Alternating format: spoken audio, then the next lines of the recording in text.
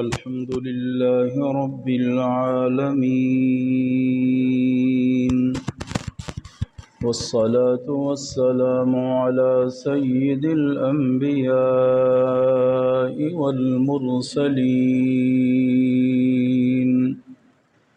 اللهم صل على محمد وعلى آل محمد كما صليت على إبراهيم وعلى آل إبراهيم إنك حميد مجيد. اللهم بارك على محمد وعلى آل محمد كما باركت على إبراهيم وعلى آل إبراهيم إنك حميد مجيد.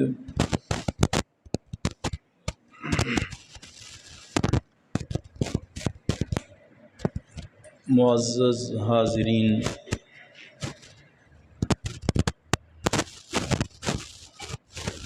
اللہ تعالیٰ نے قرآن پاک میں اور سرکار دو عالم صلی اللہ علیہ وسلم نے اپنے پیارے فرامین میں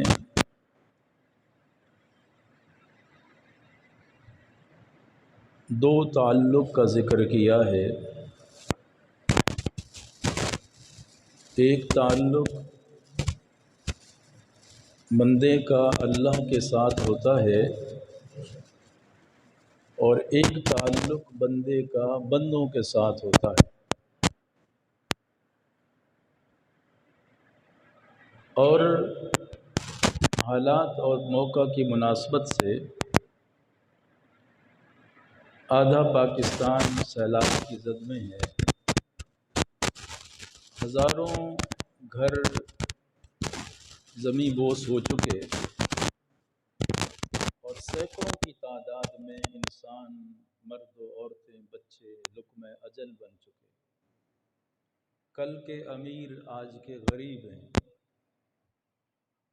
کل جن کے گھر سے کھانے جاتے تھے آج وہ خود بھوک اور پیاس کی شدت میں تڑپتے ہیں، بلکتے ہیں. تو کم از کم ہم ان کی آواز، ان کا درد ایک دوسرے کو محسوس کروائیں، کیونکہ انسان ہے ہی وہی.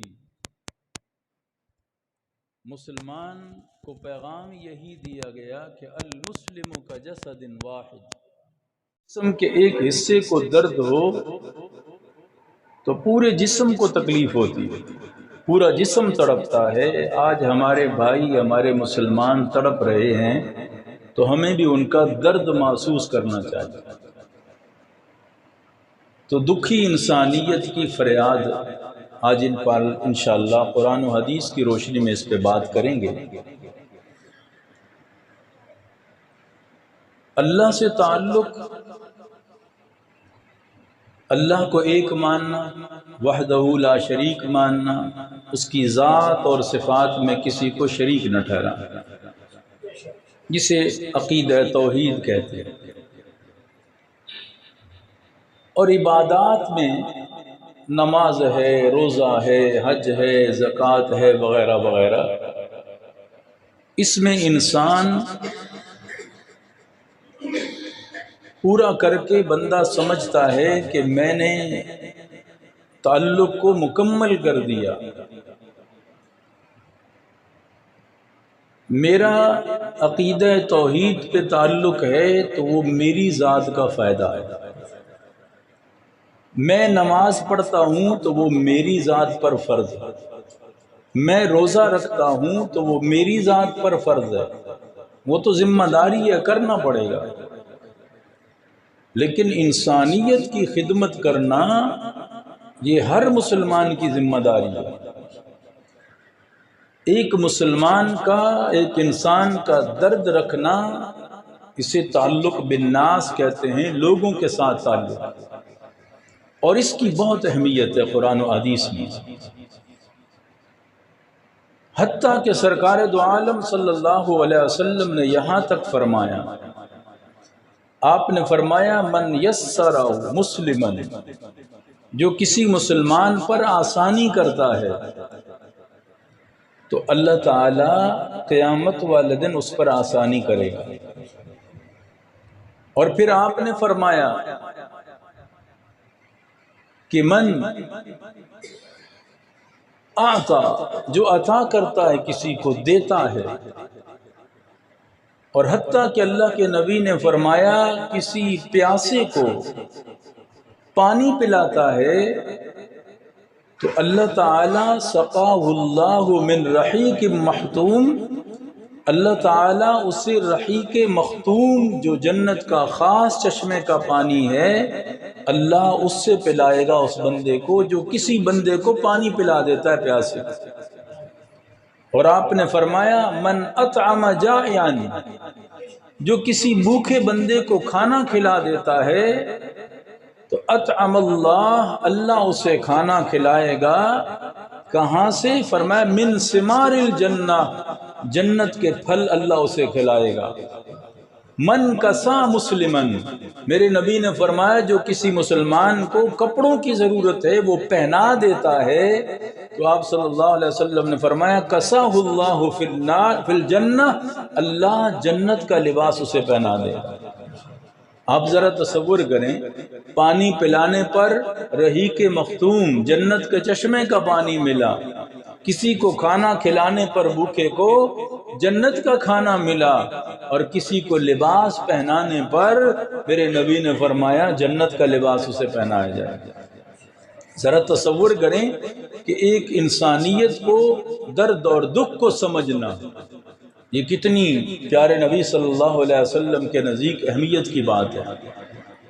اور صرف یہ نہیں، اللہ تعالیٰ نے قرآن پاک میں سرکار دو عالم صلی اللہ علیہ وسلم نے اپنے فرامین میں مجھے اور آپ کو یہ درس دیا، سبق دیا۔ اور انسان تو انسان ہے، جانور بھی اگر کسی اور کی خیرخواہی مخلوق کا سوچتے ہیں، انسانوں کا یا جانوروں کا، اللہ تعالیٰ ان کو بھی قرآن کی زینت بنا دیتا ہے، ان کا ذکر بھی اللہ قرآن میں کر دیتا ہے، کیونکہ اس نے مخلوقات کی فکر کی ہے، مخلوقات کے لیے سوچا ہے۔ اب اس شعور پر اللہ ان کا ذکر قرآن پاک میں کرتا ہے۔ انسان تو دور کی بات ہے، جانور بھی اگر فکر کرتا ہے کسی کی، اللہ کو وہ جانور اتنا پسند ہے کہ اللہ اسے قرآن کی زینت بنا دیتا ہے۔ آپ ذرا تصور کریں اللہ کے نزدیک اس کی کیا قیمت۔ اور پھر جس وقت حضرت یوسف علیہ السلام کے زمانے میں قحط آئی تھی، قحط کا مطلب صرف یہ نہیں ہوتا کہ بارش نہ آئے تو قحط ہے، قحط کا مطلب ہوتا ہے جب کسی چیز جو خوراک ہے انسان تک نہ پہنچ سکے، ناپید ہو جائے، یا کوئی ایسے حالات جیسے اب بارشیں زیادہ ہو گئیں تو اب خوراک ساری ختم ہو گئی، کھڑی فصلیں تباہ ہو گئی، گھر میں پڑے گندم ساری ڈوب گئی، تو اب وہ قحط ہے، ان کے لیے کچھ نہیں مل رہا۔ تو اب یہ کیفیت جب آ جائے، کسی انسان پہ دکھ آ جائے، خوراک کی کمی، غذا کی کمی، دوا کی کمی، چھت کی کمی، رہنے کے لیے سامان کی کمی، تو پھر اس زمانے میں اس وقت کے دیکھو اللہ کے خاص بندے انبیاء علیہ السلام یا پیارے نبی کے صحابہ کرام کا طرز عمل کیا تھا، یا اولیاء کرام کا طرز عمل کیا تھا۔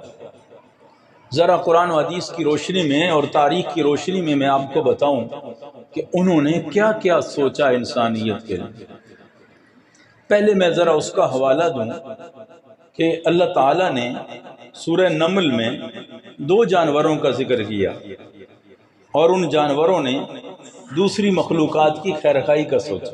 اللہ نے ان کا ذکر قرآن پاک میں، اور اتنا خوبصورت انداز اللہ کا، اور اتنا پیارا انداز اللہ کا کہ انسانیت کو جھنجھوڑا گیا کہ جب ایک جانور دوسرے جانور کے لیے سوچ سکتا ہے یا ایک جانور دوسری مخلوقات کے لیے سوچ سکتا ہے، انسانوں کے کام آتا ہے، تو اللہ کو اتنا پسند ہے جب انسان کسی انسان کے کام آئے گا تو اللہ کو کتنا پیارا اور پسند ہے۔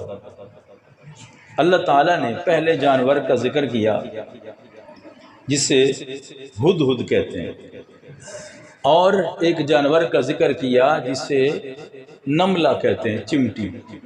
اللہ نے دونوں کو بیان کیا سورہ نمل میں۔ ذرا اس کا ترجمہ سنیں تاکہ ایمان تازہ ہو کہ اللہ تعالیٰ نے کس انداز میں ان جانوروں کی خیر خواہی کو بیان کیا، درد کو بیان کیا، فکر کو بیان کیا۔ اللہ تعالیٰ فرماتے ہیں، فرمایا حَتَّى إِذَا أَتَوْا عَلَى وَادِ النَّمْلِ، حضرت سلیمان علیہ السلام کا لشکر ہوا کی دوش پر، تخت سلیمانی ہوا کی دوش پہ آ رہا تھا، تو حضرت سلیمان علیہ السلام نے ایک جگہ اترنے کا ارادہ فرمایا۔ تخت زمین پہ آ گیا تو ایک چیونٹی نے دیکھ لیا جو باہر پھر رہی تھی، اس نے دیکھا کہ حضرت سلیمان علیہ السلام کا تخت جو تھا بہت بڑا تخت تھا۔ تفسیر جلالین اٹھا کے دیکھیں کہ اس پہ سینکڑوں لوگ آ سکتے تھے، اس تخت پر جانور بھی ہوا کرتے تھے۔ اتنی خوبصورت سلطنت تھی حضرت سلیمان علیہ السلام کی۔ جب وہ تخت ہوا کی دوش پہ ہوتا، دھوپ آتی تو جانور پروں سے پروں ملا کے اوپر اڑتے تھے تاکہ دھوپ سے بچایا جائے۔ ایسی حکومت حضرت سلیمان علیہ السلام کی۔ حضرت سلیمان علیہ السلام نے اترنے کا ارادہ فرمایا، چیونٹی کی نظر پڑ گئی اور اس نے کیا کہا، اللہ نے اس کی تقریر کو قرآن بنا دیا۔ اللہ نے اس کے نام پہ سورت نمل سورت نام رکھوا دیا، چیونٹی کے نام کی سورت۔ ذرا تصور کریں کیا اس کا اعزاز ہے۔ فرمایا حتی اذا اتوا علی واد النمل، قریۃ النملہ میں آئے، بستی چیونٹیوں کی بستی جسے کہتے ہیں، وہاں حضرت سلیمان علیہ السلام اترے تو چیونٹی نے دیکھا، کہنے لگی قالت نملہ، ایک چیونٹی نے کہا، کیا کہا، یا ایھا النمل ادخلوا مساکنکم، اے چیونٹیوں کی جماعت کیا کرو، ادخلوا مساکنکم، اپنی بلوں کے اندر چلی جاؤ، اپنے گھروں کے اندر چلی جاؤ۔ کیوں؟ فرمایا حضرت سلیمان کا لشکر آ رہا ہے، تم چھوٹی چھوٹی ہو، نظر نہیں آؤ گی، پاؤں کے نیچے روندی جاؤ گی۔ جان بوجھ کے کوئی نبی کسی پہ ظلم اور زیادتی کسی جانور پہ بھی نہیں کر سکتا، اس لیے چیونٹی کی کمال مہارت دیکھو گفتگو میں، کہنے لگی لا یختمنکم سلیمان وجنود وہم لا یشعرون، کہنے لگی جان بوجھ کے تمہیں پاؤں کے نیچے نہیں روندیں گے، پتہ ہی نہیں چلے گا، کیونکہ تم چھوٹی چھوٹی ہو، نیچے آ جاؤ گی، ماری جاؤ گی، ختم ہو جاؤ گی۔ وَهُمْ لَا يَشْعُرُونَ، پتہ ہی نہیں چلے گا، معلوم ہی نہیں ہوگا تمہاری موت اور تمہاری ہلاکت۔ چیونٹی جب یہ تقریر کرتی ہے تو سب نے سن لی چیونٹیوں نے، لیکن اللہ نے معجزتاً یہ تقریر حضرت سلیمان علیہ السلام کو بھی سنا دی۔ حضرت سلیمان کے کانوں میں اس چیونٹی کی تقریر پہنچی، آواز پہنچی، اور جب یہ بات حضرت سلیمان نے سنی تو قرآن نے اس کے ایکشن کا ریئیکشن بھی بیان کیا۔ فرمایا فَتَبَسَّمَ ضَاحِكًا مِّن قَوْلِهَا، حضرت سلیمان نے جب چیونٹی کی تقریر سنی تو حضرت سلیمان مسکرانے لگے۔ فَتَبَسَّمَ ضَاحِكًا، تبسم کہتے ہیں چہرے پہ مسکراہٹ آنا، ضحک کہتے ہیں اتنا مسکرانا کہ دانت بھی نظر آ جائیں۔ یعنی حضرت سلیمان ایسے کھلے، ایسے مسکرائے کہ حضرت سلیمان علیہ السلام کے دانت مبارک بھی نظر آنے لگے۔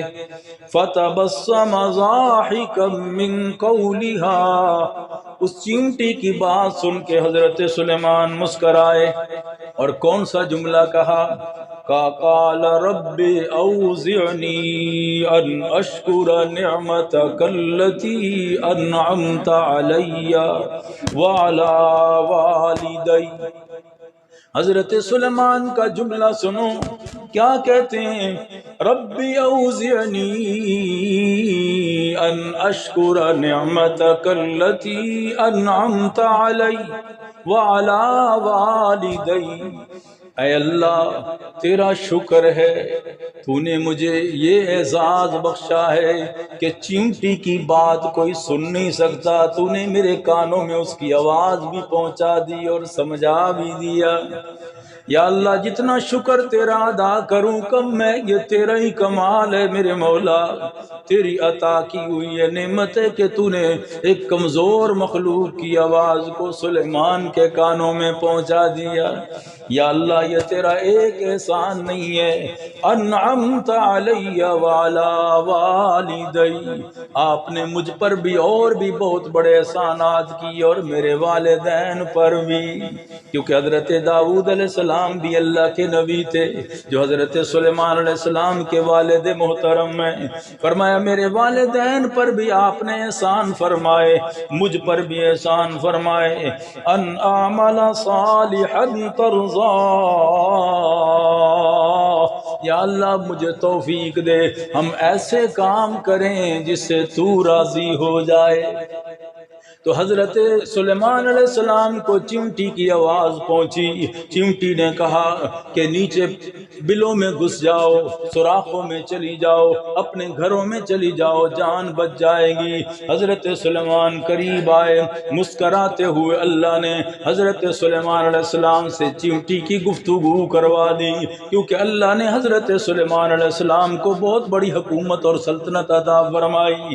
تو چیونٹی حضرت سلیمان اتنے خوش ہوئے، مسکراتے ہوئے کہنے لگے سلینی ما شئت، جو چاہتی ہے مانگ لے مجھ سے، تو نے ایسی بات کر دی، اپنی قوم کو بچایا، چیونٹیوں کو بچایا، ان کی خیر خائی کا سوچا کہ وہ روندی نہ جائیں، وہ ماری نہ جائیں، صرف اپنی جان بچانے کی فکر تو نے نہیں کی، ورنہ آپ چلی جاتی دوسروں کو نہ بتاتی، دوسری چیونٹیوں کو۔ اے چیونٹی میں اتنا خوش ہوا تیرے اس عمل سے، تو نے اپنی جان کی فکر نہ کی، پہلے ان کو خبردار کیا کہ بچ جاؤ، اپنی جان بچا لو۔ مجھے بڑی پسند آئی تیری بات، سلینی ما شئتی، مانگ کیا مانگنا چاہتی ہے؟ تو وہ کہنے لگی اگر چاہتے ہو تو زدنی عمری یوما، اگر مجھے دینا بھی چاہتے ہے سلیمان تو ایک دن میری عمر بڑھا دے جو اللہ نے لکھی ہے۔ تو حضرت سلیمان کہنے لگے ایسی بات تو نے مانگ لی جو سوائے اللہ کے کسی کا اختیار نہیں، زندگی موت کا مالک تو اللہ ہے، میں تیری عمر تو نہیں بڑھا سکتا، اور کچھ مانگ لے۔ تو حضرت سلیمان کو چیونٹی کہنے لگی اے اللہ کے پیغمبر، مجھے اور کسی چیز کی ضرورت ہی نہیں ہے جو آپ کے پاس نہیں ہے، تو پھر اللہ تعالیٰ سے سوال نہ کروں جس کے پاس ہر سوال کا حل موجود ہے۔ حضرت سلیمان بڑے خوش ہوئے اس کی باتیں سن کر چیونٹی کی۔ حضرت سلیمان تو خوش ہوئے اللہ کو چیونٹی کی بات اتنی پسند آئی کہ اللہ نے اسے قرآن کا حصہ بنا دیا اور سورت کا نام بھی سورہ نمل رکھوا دیا۔ تو آپ ذرا تصور کریں، انسانوں کی خدمت کرنا، انسانوں کے لیے سوچنا کتنی بڑی فخر کی بات ہے، فضیلت کی بات ہے، درجے کی بات ہے۔ ایک چیونٹی نے دوسری چیونٹیوں کو بچانے کے لیے سوچا، اللہ نے اسے قرآن کا حصہ بنا دیا۔ آج ہم اپنی دکھی انسانیت کے لیے سوچیں، سیلاب زدگان کے لیے سوچیں، مجبور انسانوں کے لیے سوچیں تو اللہ ہم پہ کتنا راضی اور خوش ہو جائے گا۔ ایک جانور پہ اللہ اتنا خوش ہوا اپنے جانوروں کی جان بچانے پر، پھر اللہ تعالیٰ نے آگے ہی اسی صورت میں اللہ تعالیٰ نے دوسرے جانور کا ذکر کیا، فرمایا وَتَفَقَّدَ الطَّيْرَ وَقَالَ مَا لِيَ أَرَىٰ عَلَى الْهُدْهُدْ، مالی کیا ہو گیا مجھے، لا ارى الهدهد، کیا ہو گیا؟ حضرت سلیمان نے جب پرندوں کی حاضری لگائی، جو آپ کی مجلس میں خاص پرندے رہتے تھے ان میں سے ایک ہدہد بھی تھا، وہ خاص تھا۔ پتہ ہے ہدہد خاص کیوں تھا حضرت سلیمان علیہ السلام کا؟ باقی تو بھی جانور تھے، یہ ساتھ کیوں رہتا تھا؟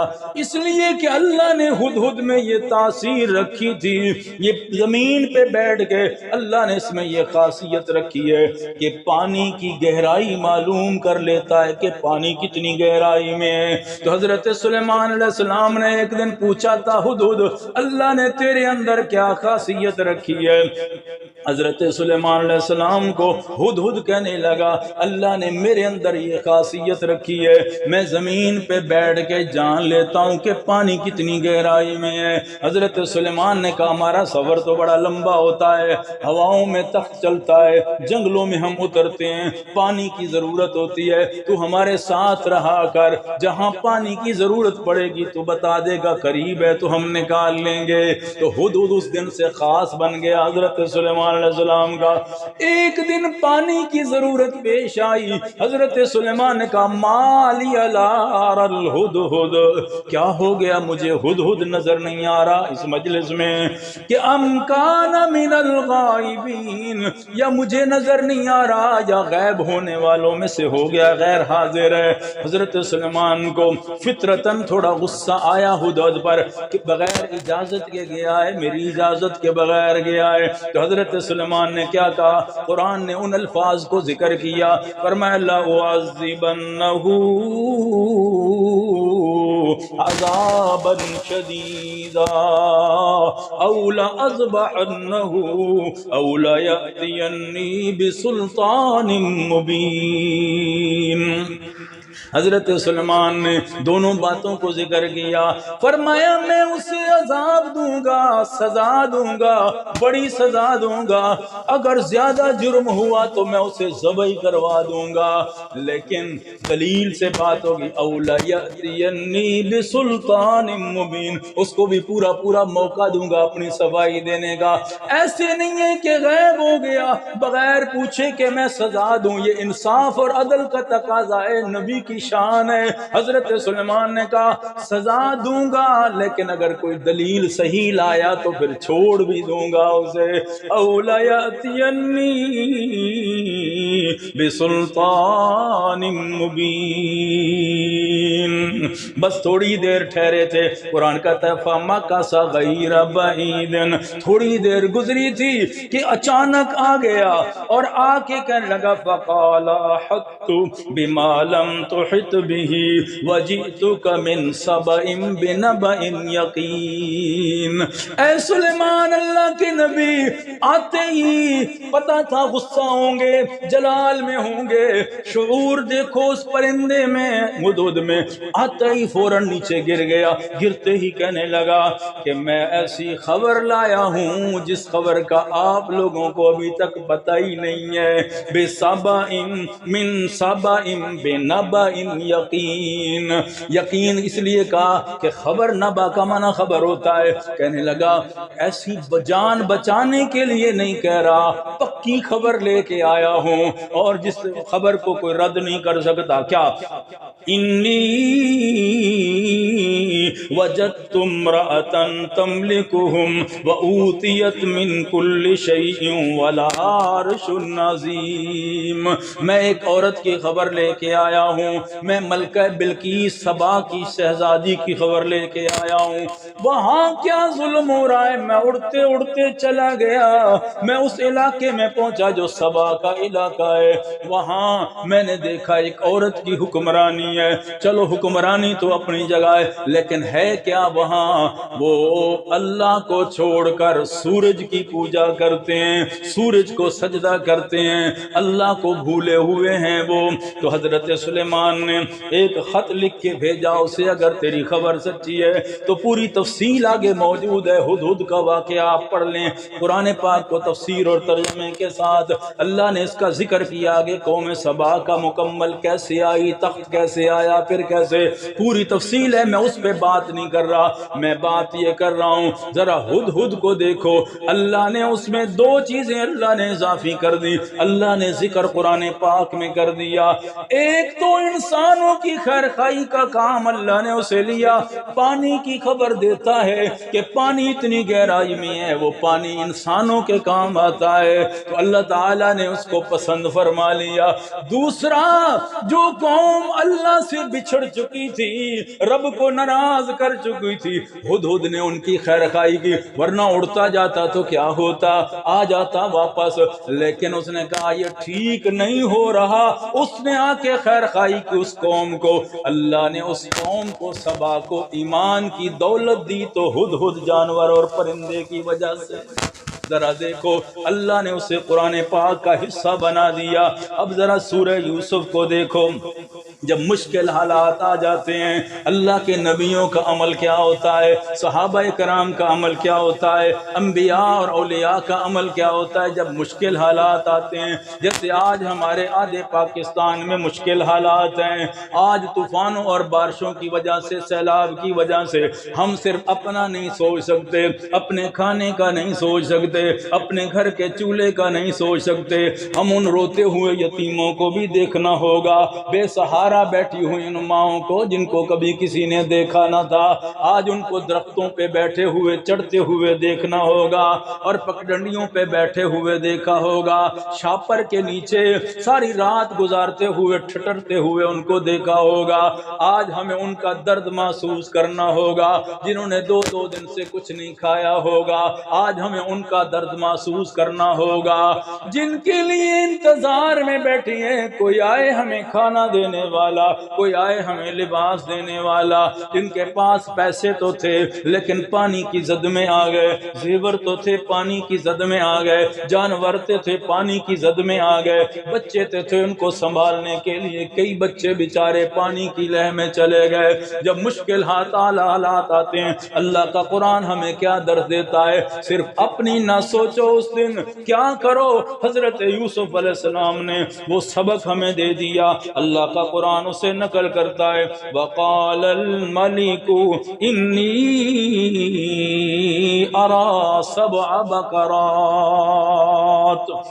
حضرت یوسف علیہ السلام قید کے اندر موجود ہیں، قید کے اندر قیدی موجود ہے، اور کیا ہوا، اللہ تعالیٰ نے یہ شان عطا فرمائی یوسف علیہ السلام کو، ایک الزام میں چلے گئے جو بہتان لگا، قصور کوئی نہیں، نبی معصوم ہوتا ہے، نبی پاک ہوتا ہے، نبی گناہ کے قریب جاتا نہیں، گناہ نبی کے قریب آئے اللہ ساتھ رہنے دیتا نہیں، کیونکہ قرآن کہتا ہے كَذَلِكَ لِنَصْرِفَ عَنْهُ السُّوءَ والفحشاء، تجھے مجھے حکم ہے برائی کے قریب نہ جاؤ، اور برائی کو حکم ہے کہ نبی کے قریب نہ جا، اگر برائی نبی کے قریب جاتی اللہ خود اسے ہٹا دیتا ہے، کیونکہ نبی پاک ہے، معصوم ہے۔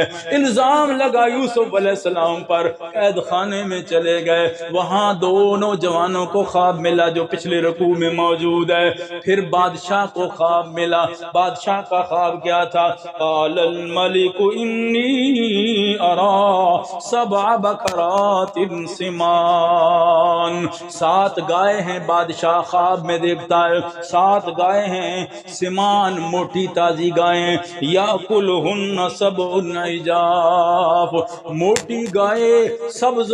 آپ ذرا دیکھیں 2 چیزیں نظر آئیں خواب کے اندر، ایک تو گائے نظر آئیں کہ 7 بقرات 7 موٹی گائے ہیں، يأكلهن وسبع عجاف، کمزور گائے موٹی گائے کو کھا رہی ہیں، یعنی حالانکہ معاملہ الٹ ہونا چاہیے تھا، خواب میں یہ نظر آیا کہ کمزور گائے موٹی گائے کو کھا رہی ہیں خواب کے اندر۔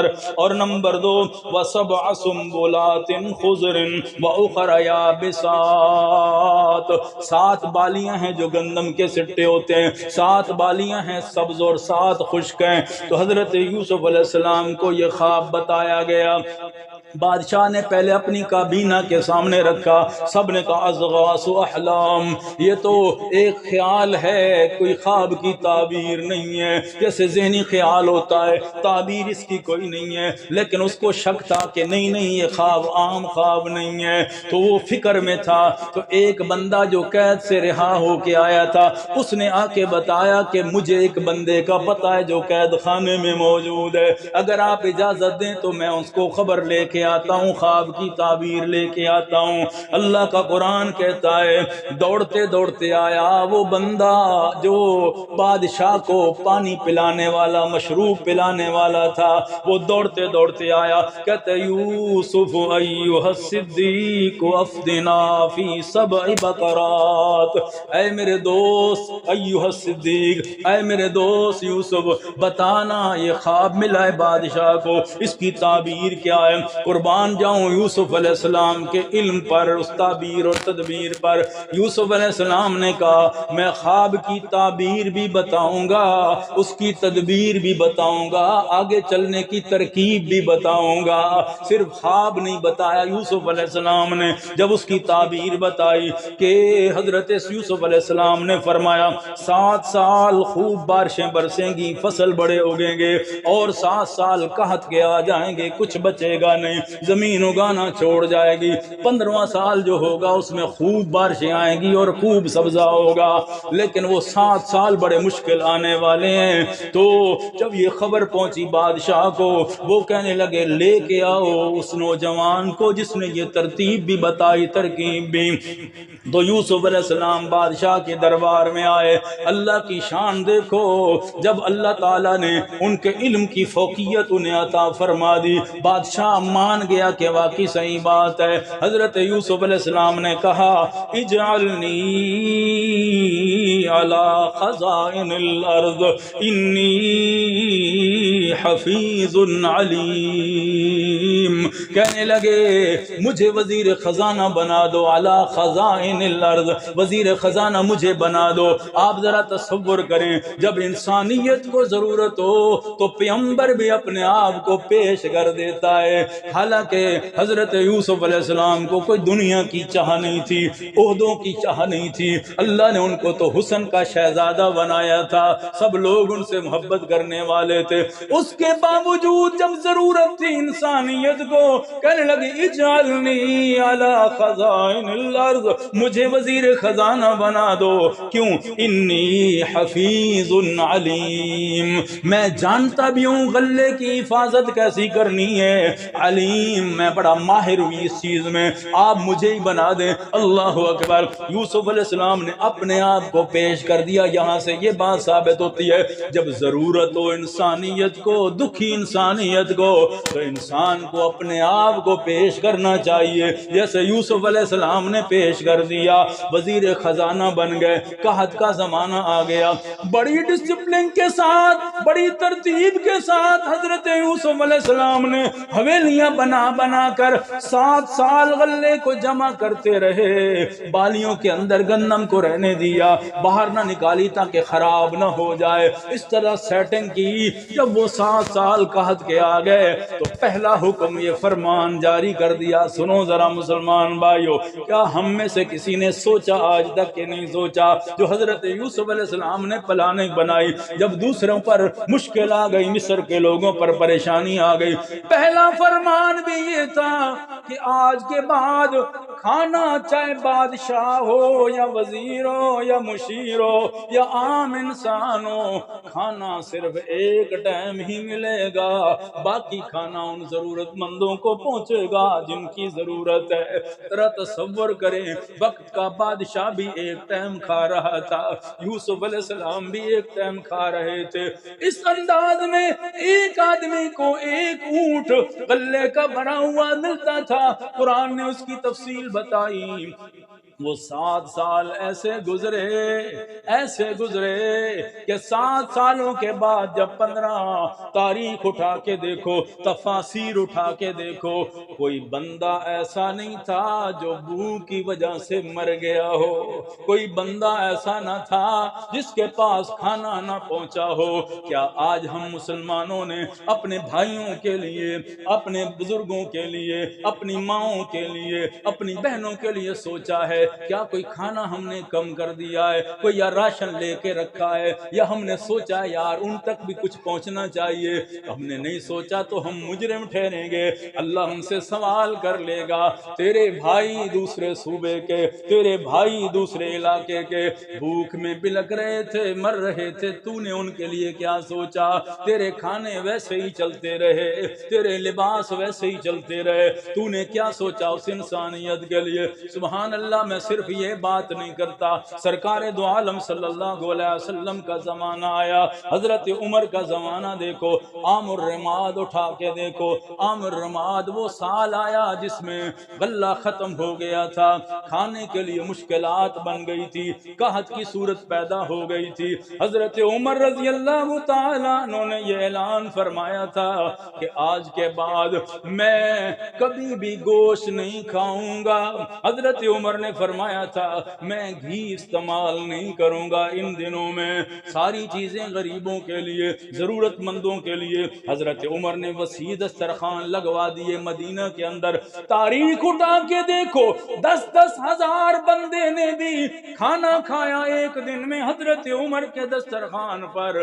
جب غلہ ختم ہونے لگا تو حضرت عمر نے مصر کی طرف پیغام بھیجا، حضرت عمر بن عاص کو وہاں سے غلہ بھیجو، ضرورت ہے تاکہ لوگوں کے کھانے میں کمی نہیں آنی چاہیے۔ تو عمر بن عاص کا جواب سنو، فرمایا اتنے اونٹوں کی قطاریں بھیجوں گا کہ پہلا اونٹ مدینے میں ہوگا اور آخری اونٹ ابھی مصر میں ہوگا، اتنی لمبی قطار بھیجوں گا۔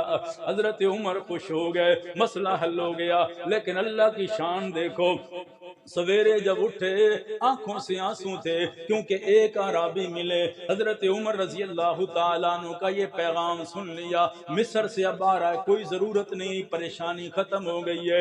ایک دیہاتی کے پاس ایک ہی بکری تھی، باہر رہتا تھا مدینہ کے، اس کو پتا چلا مصر سے ایک بڑا قافلہ آ رہا ہے تو بھوک ختم ہو جائے گی۔ اس نے وہ بکری جب ذبح کی تو خون بڑا کم نکلا، یعنی ایسے اثرات تھے اس قحط کے، اس پریشانی کے، تو وہ بڑا پریشان ہو گیا، کہنے لگا دیکھو بکریوں میں خون ہی کم ہو گیا ہے، بھوک کی وجہ سے یعنی ہڈیاں بن گئی ہیں۔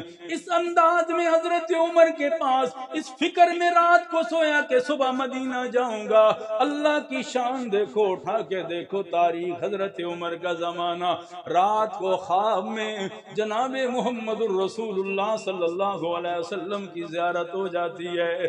اللہ کی طرف سے یہ خواب ہوتا ہے اور اشارہ ہوتا ہے انسانیت کو، رب کا پیغام ہوتا ہے بندوں کو کس طرح پہنچایا جاتا ہے۔ حضرت عمر کو اللہ نے کیا سنا، سبحان اللہ، عربی نے کہنے لگا اللہ کے نبی کی زیارت ہوئی تو آپ نے فرمایا عمر سے کہو بندہ بڑا اچھا ہے لیکن ایک کمی کر رہا ہے۔ حضرت عمر کو یہ پیغام پہنچا، بڑے حیران ہو گئے، مجھ سے کیا غلطی ہو گئی، سوچتے سوچتے کہنے لگے، جب ساتھیوں سے مشورہ کیا اللہ نے شرح صدر فرما دیا، فرمایا پہلی چیز یہ تھی کہ مصر کی بجائے ہم ادھر ادھر دیکھنے کی بجائے پہلا کام سب کا یہ تھا کہ اللہ کے سامنے جھک جاتے، اللہ سے دعائیں مانگتے، اللہ کی طرف رجوع کرتے۔ آج ہم کتنے لوگوں نے رب کی طرف رجوع کیا، اپنے بھائیوں کے لیے معافی مانگی، اللہ اس نظام کو روک دے، یا اللہ ان کو نجات دے دے، یا اللہ ان کو بچا دے۔ آج کتنے مسجدوں میں نوافل ہم نے پڑھے، کتنی دعائیں کی ان کے لیے۔ حضرت عمر نے جب یہ بات سنی، اللہ اکبر، اٹھا کے دیکھیں تاریخ، حضرت عمر نے سارے مسلمانوں کو فرمایا چھوڑو ساری باتوں کو، پہلا کام جو ہمیں کرنا چاہیے، حضرت عمر نے سب کو بلایا، پیغام بھیجا آپ کے چچا حضرت عباس رضی اللہ تعالیٰ عنہ کی طرف، اور فرمایا آپ کے چچا عباس میرے نبی کی نشانی ہو تم، پیارے نبی کے چچا ہو تم، جب ہمیں ضرورت ہوتی پیارے نبی ہمارے لیے ہاتھ اٹھاتے، آج آپ تو نہیں ہیں، آپ کے چچا ہیں آپ، ہم آپ کو سانس لے جائیں گے۔ حضرت عمر نے پھر دعا منگوائی، رو رو کے سب دنیا نے مانگی، یا اللہ ہمارے نبی کے چچا بھی ہماری دعاؤں میں موجود ہیں، یہ ساری دنیا آئی ہے، یا اللہ بارشیں برسا دے، رحم فرما دے۔ 2 دن نہیں گزرے تھے، اللہ نے بارشوں کا سلسلہ جاری فرمایا، اللہ نے قحط کو بھی ختم کر دیا۔ یعنی اسباب بھی کرنے ہیں لیکن زیادہ رابطہ مسبب الاسباب پہ نظر رکھنی ہے، اللہ سے مانگنا ہے، دونوں چیزیں ہیں۔ ذرا تصور کریں مسلمان بھائیو، یہ تب ملتا ہے جب انسان ان چیزوں پہ غور کرے، سوچے، اور یہ مشکلات آتی رہتی ہیں۔ تلک الایام نداولها بین الناس، یہ حالات بدلتے رہتے ہیں۔ یاد رکھنا، یہ نہ سوچے کہ ہمارا علاقہ محفوظ ہے، ہمارے پاس تو کوئی پانی نہیں ہے، ہمیں کوئی مشکلات نہیں ہے۔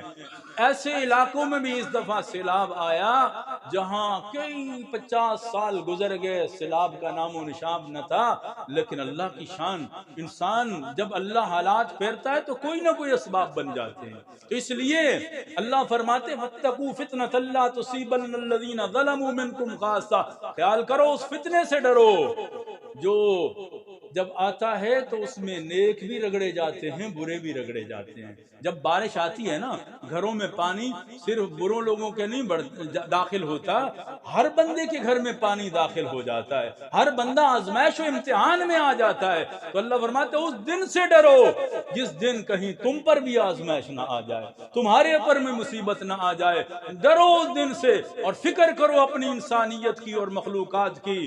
اللہ اکبر، جو فکر کرتا ہے اللہ اس کو اتنا نوازتا ہے، اللہ اس کو اتنا دیتا ہے، سبحان اللہ۔ تاریخ اٹھا کے دیکھیں، ہرات میں کہت آیا تھا، ایک سیدہ خاتون وہاں سے چلی تھی، بکھرے موتی میں یہ واقعہ آپ پڑھ لینا۔ ایک ہرات سے چلی تھی، ایک خاتون چلی تھی، سیدہ خاندان سے تھی، میرے نبی کے خاندان سے تھی، حضرت فاطمہ الزہرا کی اولاد سے تھی۔ قحط کی وجہ سے، بھوک کی وجہ سے وہاں سے سفر کرتے کرتے ہندوستان میں آئی، اور جب وہاں آئی تو پوچھا کہ مسلمانوں کا سردار کون ہے وہاں، تو وہاں جب ان کے پاس پہنچی تو مسلمانوں کے سردار نے کہا، اس نے کہا میں سیدہ خاندان سے ہوں، مانگنا ہمارا پیشہ نہیں ہے، نبی کے خاندان سے ہوں، فاطمہ کے خاندان سے ہوں، مشکل میں ہوں اس لیے میں نے بھیک نہیں مانگی ہے، سردار ہے میں آپ کے پاس آئی ہوں تو میں سیدہ ہوں۔ تو اس مسلمان نے پتہ کیا کہا، دلیل دو کہ کیسے تو سیدہ ہے، اپنی دلیل دو، گواہ پیش کرو۔ اللہ اکبر، وہاں سے اس رخصت کر دیا اس خاتون کو۔ جب رخصت کر دیا تو اس نے پوچھا کہ یہاں ہندوؤں کا سردار کون ہے، اس کے پاس چلی گئی، اس نے کہا میں مسلمانوں کے آقا سردار کے خاندان سے ہوں اور مشکل میں ہوں، لمبا سفر کر کے، یہ یتیم بچیاں میرے ساتھ ہیں، میں نے کسی سے بھیک نہیں مانگی، میں نبی کے خاندان سے ہوں اس لیے میں تیرے پاس آئی ہوں۔ اس نے کوئی دلیل نہیں مانگی، رہائش بھی دے دی، کھانا بھی دے دیا۔ اللہ اکبر، جب رات ہوتی ہے مسلمان سردار کو خواب ملتا ہے کہ حشر قائم ہو چکا ہے اور سرکار دو عالم صلی اللہ علیہ وسلم سامنے کھڑے ہیں، تو میں سامنے جا کے کہتا ہوں آقا میں آپ کا امتی ہوں، کلمہ گو ہوں، آپ میری سفارش کریں میں جنت میں چلا جاؤں۔ آپ نے کہا کوئی دلیل لاؤ کہ تو نے میرا کلمہ پڑھا ہے، کوئی گواہ لاؤ کہ تو نے میرا کلمہ پڑھا ہے۔ تو میں حیران ہو گیا، تو اس نے کہا یہ کیسے ہوا؟ اس نے کہا اللہ نے میری خاندان کی ایک خاتون کو تیرے پاس بھیجا تھا، تو دلیلیں مانگ رہا تھا، گواہ مانگ رہا تھا، آج تو بھی گواہ لا۔ لیکن وہ غیر مسلم تھا، اس کے پاس وہ گئی تو اس کو خواب میں زیارت ہوئی، اللہ کے نبی نے کیا فرمایا کہ اس سیدہ کی بات تو نے ماننی بغیر دلیل کے، میں محمد کی بات نہیں مانے گا، کلمہ نہیں پڑھے گا، بس اتنی بات پہ میں مسلمان ہو چکا ہوں، جو خواب تو دیکھ چکا ہے وہ خواب میں بھی دیکھ چکا ہوں۔ یہ ایک مسلمان کی مدد کرنے پر، اس کے دکھ میں کام آنے پر مسلمان بھائیو یہ ہوتا ہے۔ اور یاد رکھنا، حدیث اٹھا کے دیکھو، سورہ مطففین کی تفسیر اٹھا کے دیکھو، آپ کو وہاں نظر آئے گا وَإِذَا مَرُّوا بِهِمْ يَتَغَامَضُونَ، قیامت میں جب وہ حالات بیان کیے نا، اللہ جہنمیوں کے سامنے جنتیوں کو لائے گا اور بڑے خوبصورت لباس پہنا کے اللہ، کیوں وہ دنیا میں جب مسلمان گزرتے نا صحابہ کرام تو ان کو کیا کہتے تھے، یہ تو ایسے ہیں، یہ ایسے ہیں، قرآن نے اس کو ذکر کیا سورہ مطففین کے آخر میں، تو ان پہ مزاح اڑایا کرتے تھے، یضحکون، مسکراتے تھے، آنکھیں مارتے تھے، یتغامضون۔ تو اللہ قیامت میں یہ منظر دہرائے گا، اللہ قیامت والے دن یہ منظر دہرائے گا، اور قیامت والے دن یہ منظر کیسے دہرے گا؟ اللہ اکبر، وہاں یہ ہوگا اللہ خوبصورت لباس پہنا کے نا جنتیوں اور میں ان جہنمیوں کے سامنے سے گزروں۔ آج یہ بھی دیکھیں نا دنیا میں آپ پہ مسکراتے، آج ان کے سامنے گزرو، ان کو پتہ چلے اللہ نے ان کو شان کیا دی ہے، ان کو مقام کیا دیا ہے، ان کو عزت کیا دی ہے۔ تو وہ قافلہ جا رہا ہوگا، حدیث پاک میں آتا ہے ایک آدمی دیکھے گا جہنمیوں میں، پہچان لے گا ایک بندے، کہے گا وہ فلاں آپ تو میرے محلے میں رہنے والے تھے، یاد ہے ایک دن آپ کو پیاس لگی تھی، میں نے آپ کو پانی پلایا تھا، یاد ہے؟ اس نے کہا مجھے یاد آ گیا، کہنے لگا آج میری سفارش کر دے۔ تو وہ اللہ سے کہے گا یا اللہ اس بندے نے ایک دن مجھے پانی پلایا تھا پیاس میں، اللہ کہے گا اس کو نکال کے جنت میں ساتھ ہی لے جاؤ۔ حدیث پاک میں آتا ہے دوسرا پہچان لے گا دوسرے بندے کو، وہ کہے گا تمہیں یاد ہے تیرے کپڑے پھٹے ہوئے تھے، مجھے ترس آیا، میں نے تجھے سوٹ لے کے دیا تھا، تو نے لباس بنایا تھا، یاد ہے تجھے؟ وہ کہے گا ہاں مجھے یاد ہے۔ تو کہے گا اللہ سے سفارش کر دو، یا اللہ اس نے مجھے کپڑے پہنائے تھے دنیا میں، اللہ فرمائے گا اس سے بھی جنت میں ساتھ لے جاؤ۔ تیسرا بندہ حدیث پاک میں آتا ہے کہ وہ کہے گا تمہیں یاد ہے تمہیں بھوک لگی تھی، میں نے تجھے کھانا کھلایا تھا، ہاں یاد آ گیا مجھے، فرمایا میری بھی سفارش کر دو، اللہ کہے گا اس کو بھی ساتھ جنت میں لے جاؤ۔ اس قافلے میں وہ 3 جہنمی بھی جنتی بن جائیں گے جو کسی مسلمان کے پانی میں کام آئے تھے، کپڑے میں کام آئے تھے، بھوک میں کام آئے تھے۔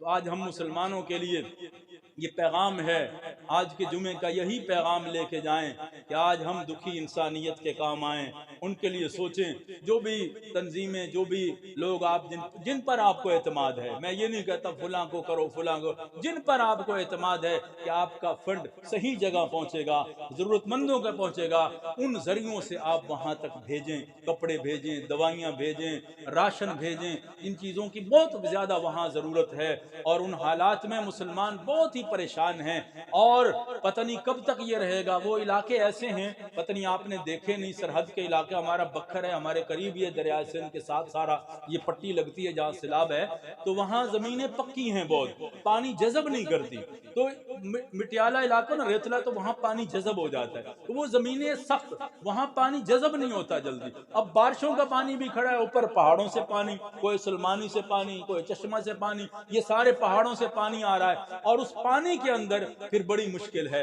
تو وہاں پانی رک جاتا ہے، ٹھہر جاتا ہے، تو انہوں نے بند بانے ہوتے ہیں اپنے رکاوٹ کے لیے تاکہ پانی آگے تجاوز نہ کرے، تو وہ پانی جب تجاوز کرتا ہے تو بند سارے ٹوٹ جاتے ہیں، جب ٹوٹتے ہیں تو آگے وہ بڑھتا ہے بڑھتا ہے، تو اکثر لوگ غریب لوگ ہیں، تو وہاں کچی آبادیاں ہیں، یعنی کچے مکان، ان کی ریت جو ہے، مٹی جو ہے بڑی سخت ہے، یعنی اس میں، تو ان کے مکان ان کے بنے ہوتے ہیں، ظاہر ہے پانی میں وہ پھر جذب ہو جاتے ہیں اور زیادہ پھر نقصان ہوتا ہے ان کا، تو اس لیے آپ لوگ یہ نہ سوچیں کہ ہم تو یہاں محفوظ بیٹھے ہیں اور وقت کا کوئی پتہ نہیں، زندگی دن حالات اور بدلتے رہتے ہیں، اس لیے سرکار دو عالم صلی اللہ علیہ وسلم نے فرمایا جو مسلمان کی ایک آسانی پیدا کرتا ہے کسی مسلمان کے لیے، اللہ اس کے لیے قیامت میں آسانی پیدا کرے گا، اور جو کسی مسلمان کی مدد کے لیے، عون العبد حدیث پاک میں آتا ہے، بندے کی مدد کے لیے لگ جاتا ہے، اللہ فرماتا ہے میں اس کی مدد پہ لگ جاتا ہوں۔ جس کی مدد پہ اللہ لگ جائے تو آپ اندازہ کریں اس کے سارے ہی بیڑے پار ہو جاتے ہیں، تو اس لیے آپ لوگوں سے دوسروں کو پیغام دیں، جہاں رشتہ دار وہاں رہتے ہیں، وہاں کوئی ایسے آپ کے وسائل ہیں جن کے پاس گھر ہیں، ان کو رہائش دیں، کھانا دیں، جس طرح سے آپ کر سکتے ہیں، اللہ تعالیٰ ان کی مدد نصرت فرمائے۔ وآخر دعوانا الحمدللہ رب العالمین۔